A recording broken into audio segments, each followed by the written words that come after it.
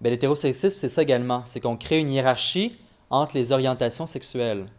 L'hétérosexualité, c'est ce qui est la norme, c'est ce qui est... La norme, bon, dans la société, ça demeure, mais c'est surtout dire que c'est ce qui est correct, c'est ce qui est acceptable, c'est ce qui est naturel, c'est ce qui devrait être. Et tout le reste, tout ce qui est différent, ben, on le met un peu de côté, c'est mis, donc on hiérarchise.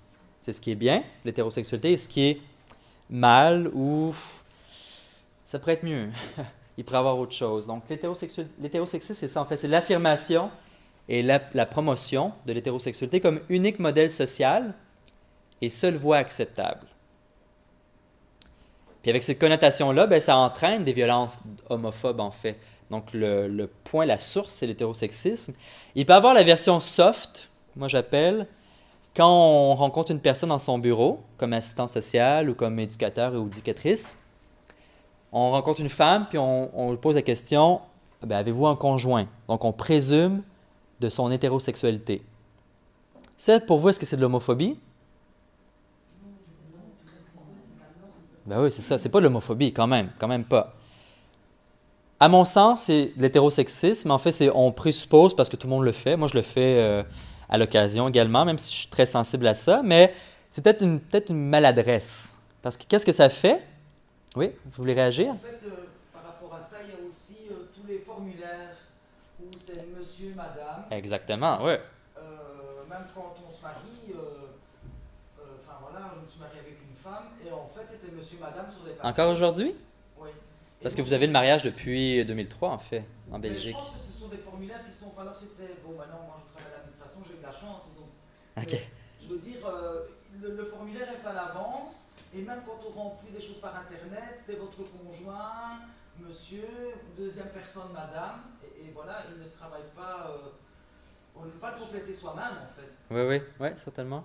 Et c'est pour Donc, ça. c'est toutes les différentes réalités. En fait, c'est la façon qu'on fonctionne en société, les modèles ou les façons. Un exemple un peu plus concret. J'étais avec mon conjoint dans un restaurant. La serveuse arrive à notre table, prend notre commande, et là, elle-même nous dit, ah, mais qu'est-ce que je... Parce que c'était un restaurant très romantique, là, avec les chandelles. Donc, c'était des couples. Je pense qu'on était même là pour la Saint-Valentin en plus. Vous voyez la totale, hein. Même juste l'idée de Saint-Valentin. Est-ce que vous avez souvent vu des couples de même sexe en termes d'image, de... Pas beaucoup, hein? Mais donc, je vous explique ma petite anecdote, tranche de vie personnelle. Je suis au restaurant. La serveuse, ben, c'est toutes des couples hétérosexuels. Arrive vers nous, bon, puis elle n'était pas du tout homophobe. On sentait pas du tout qu'elle était mal à l'aise. Au contraire, elle était très sympathique, très charmante. Arrive, prend notre commande, puis elle dit, ah, j'ai un problème. Là, bon, qu'est-ce que vous avez vu? Mais c'est parce que pour moi, pour reconnaître à qui je dois donner le plat, j'entoure la femme du couple. Donc, ça me permet dans ma facture, j'entoure et là, je sais que ce plat-là, je le remets à la femme du couple. Parce que nous, c'est un restaurant romantique, c'est toujours leur façon de fonctionner. Mais là, deux hommes, qu'est-ce que je fais? Et là, elle disait, ben, j'entoure qui? J'entoure.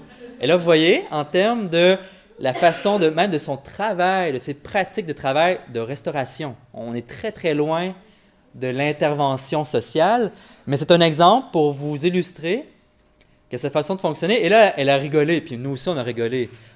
On aurait peut-être pu le prendre, ben là, c'est ça, qui fait l'homme, qui fait la femme, vous voyez le cliché. Mais on a plutôt dit, ben, c'est vrai, vous avez un problème, hein? C'est votre façon de fonctionner souligne les limites de ce modèle-là binaire, homme-femme, le couple, c'est ça.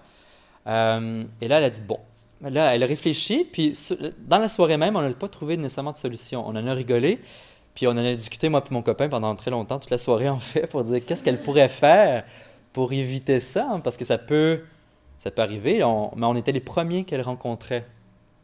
Puis elle ne savait pas quoi faire. Donc là, elle est arrivée avec nos plats, elle a dit qui avait commandé ça, je ne me souviens plus. Donc après ça, elle nous a remis les plats.